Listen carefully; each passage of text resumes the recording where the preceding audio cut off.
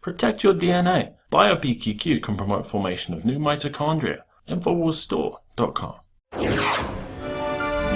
Welcome back. Joining me tonight are Jakari Jackson and Joe Biggs. We're going to talk about what's going on with the watch list. There's a big push to have a vote on gun control next week as the Congress returns from their 4th of July recess. This is nothing new, however, guys. This is something we've been fighting for many years, at least 5-6 years, that they've been trying to tie this watch list to gun control, to speech issues, to travel. I mean, why isn't travel a big deal for the left? This is something the left and the right need to come together to fight. Well, even the ACLU has jumped on board when they talk about this issue. They're saying we don't want anybody to be put on a fly list or a watch list in general when you have no idea how you get on. There's really no process for getting off, and you find out as a surprise when you show up at the airport or the gun store.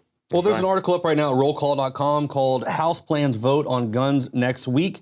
The House will vote on a counterterrorism package that will include a provision to prevent suspected terrorists from buying guns, says Speaker Paul Ryan, the Rhino. Now, here's the thing. It's the wordage that is being used.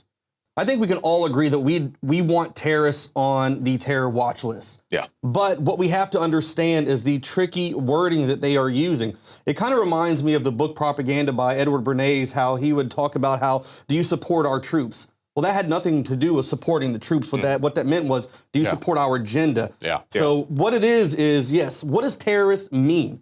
What is our government's definition of that? That's what we need to find out, because we already know the Department of Homeland Security has come out and said that right-wing extremists, so-called patriots, people who are pro-gun, pro-constitutional, pro-liberty, pro-freedom, are considered to be part of that extremist group. So what is their definition of that? Because we've seen the reports, whether it's the MIAC reports or the other things. They say if you have a Ron Paul bumper sticker or a Don't Tread on Me flag, a Come and Take It flag, that's potential terrorist activity or identifying you as a potential terrorist. That's right. And really, when we're talking about a watch list, we're not talking about something just simply being used for investigation. This is about applying a penalty, a pre-crime penalty, a situation. And we talk about due process. Let's talk about what that is. You know, we throw that out and everybody goes, okay, well, it's some kind of a legal process. I don't really know if I care about that or not. Look, it's spelled out in the 6th Amendment. You have a right to a speedy public trial, not to be accused in secret, to not even know what the charges are against you. So they tell you what the charges are, they give you a trial, they do it quickly, they don't hold you indefinitely. Of course, we've had indefinite detention, which these same people who are supporting this, like Lindsey Graham, have always been behind all of these movements to take away our fundamental liberties. You have to understand, the Second Amendment doesn't stand isolated by itself. Many people on the right don't understand that. And many people on the left don't understand that you can cut out the things that you don't like.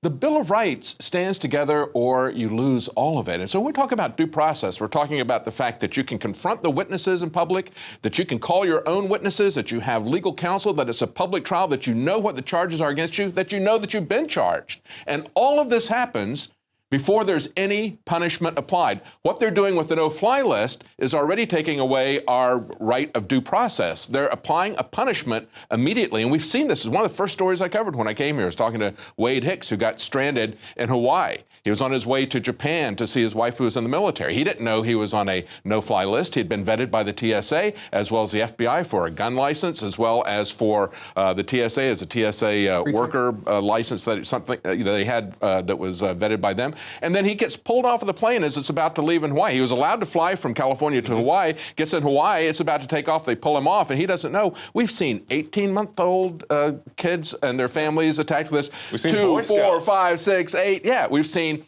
senators and congressmen, and maybe they're onto something there. But, you know, I mean, it's crazy that you don't know that you're on this list. And one of the things that we talked about when we talked to Wade Hicks was he had no idea. Nobody would talk to him. It was like something out of a Kafka novel. Well, nobody's in charge of it. You know, you show up there and then like, well, who do I speak to? Well, you talk to that guy. You talk to that guy. Well, there's an article up at ZDNet. Inside the global terror watch list that secretly shadows millions. The database contains profiles on millions of heightened risk individuals and is used by dozens of leading banks, governments, and spy agencies. This article just came up today. So what is a heightened risk individual? Jakari, tell us who these heightened individuals are right now. Absolutely. Well, we see, let's start with this one from the New York Times, an 8-year-old who was on the no-fly list. Well, to be technical about it, he's not on the no-fly list. He just has a similar name or a birthday or some other identifying characteristic, which is very alerting to me when you see people who want to expand these lists to say if you can't get on a plane, you can't buy a gun. So if this kid is on a no-fly list, he can't buy a gun when he turns 18. You think they're going to let a military-aged male on a no-fly list join the military? Absolutely not. And as you hit on earlier, David, we have senators, congressmen, singers, Cat Stevens, Senator Ted Kennedy, John Lewis, who did the sit-ins last week, saying that they want more gun control. I'm like, this guy himself has been stopped multiple times, at least 35 by his own account, for having a similar name to somebody who's on the no-fly list. And then you have the mainstream media coming out right now. We have tons of clips going, well, of course, if you're on the no-fly list, of course you're on the terror watch list, you shouldn't be able to buy guns. It all comes back to that tricky wordage. What is the definition of it? How do you get on it? And what are the steps to take to get off of it if you're wrongfully put on it because you have a similar name like many people do? And one of the people that is lined up to support this, again, is Lindsey Graham. We can always count on him to come after our rights. Going back to 2011, we had this clip of him about the First Amendment. You know, I wish we could find some way to hold people accountable. Free speech is a great idea, but we're in a war. During World War II, you had limits on what you could say if it would inspire the enemy. Then he said shortly after that, when they were talking about the indefinite detention without trial by the military, he had this to say. And when they say, I want my lawyer, you tell them, shut up. Your time is expired. Get a lawyer. You're an enemy combatant. Now, interestingly enough, back in 2013, he said if you're on the terror watch list, you should not automatically lose your Second Amendment. But now he is saying something completely different. This guy has been on both sides of the issue, and when we're talking about it being used as an investigative tool, the FBI director says we don't want people on the terror watch list to be blocked from buying guns because then they'll know they're being investigated. But that's being shut down by the Attorney General, Loretta Lynch. Well, we also have another bill that's going to be voted on next week as well. It's a mental health bill, which ties into that. Now, we've seen time and time again soldiers, veterans, coming back from war, going in and being honest with their doctor, saying, you know what, I might have a little bit of PTSD. But then you have a doctor who's not really trained in that aspect, going in and telling someone else and then not allowing them to go out and buy guns. So it's another tricky thing they're trying to pull with us as well. That you have like a pediatrician, like a doctor who only works with kids, but not, psychiatry. And these guys have the ability and or family members now to come in and tell a doctor that I think this guy's got problems, take his gun away. And also you have the doctors asking you point blank, do you own guns? It's something that it's really not the doctor's business in the first place. And you don't want somebody like Joe said who doesn't have the proper credentials, like you were referring to the military veterans who come back. We saw the reports of a guy who needed help doing his taxes. They want to take his guns away for that. It's completely ridiculous. It doesn't really matter. They want to get gun control, and they will do whatever they want. We've seen it with the Supreme Court. If they like something, if they like abortion or like gay marriage, they don't really care what the process is. The Attorney General doesn't care about catching terrorists. She wants to use this for gun control. I guess what bothers me is when I see those who should know better, the NRA, Donald Trump, throwing the Sixth Amendment and our due process under the bus, saying you can penalize people who have not been convicted, thinking that's going to save our Second Amendment. Well, as they try to take our guns, they're also, at the same time, warning us of new terror attacks. Leanne McAdoo and Margaret Howell are going to be joining us right after the break to talk about the CIA's new perceived threats. Stay with us.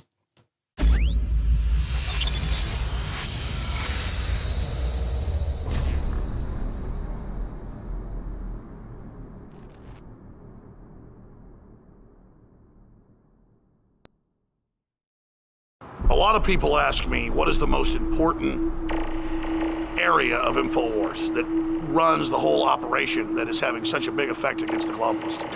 And I've said it over and over again, it is you, the listeners and the viewers, that send us the intel, the news tips, that support the broadcast, that spread the word. You are 90% of the operation or more. You don't stand beside us, you stand at the heart of Infowars.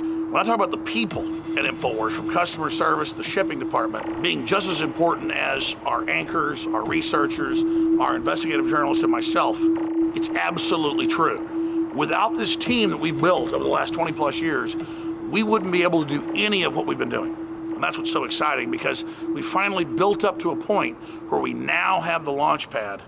Introducing AutoShip for InfoWarsLife.com, a new way to save time and money when you stock up on InfoWarsStore.com products.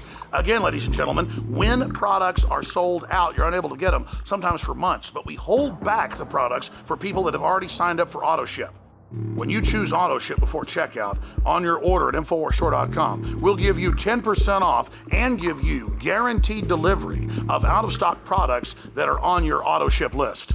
Plus, we're giving you free shipping on all orders above $50. Listeners have been requesting this for years because it's so easy to forget to reorder the products when you need them each month. Now it's finally here. Auto ship at InfoWarsStore.com and InfoWarsLife.com. It's easy. Go to InfoWarsStore.com, select your favorite product, click on the auto ship, and choose how often you want us to send you another order. As you know, I coined the term 360 win, and with the new auto ship feature at InfoWarsLife.com, it's a sure win. You add to that free shipping on orders of $50, it is a can't lose. Visit InfoWarsStore.com and save 10% off on your next InfoWars Life order by selecting auto ship at checkout and get free shipping on all orders above $50. That's InfoWarsStore.com or call toll free 888-253-3139.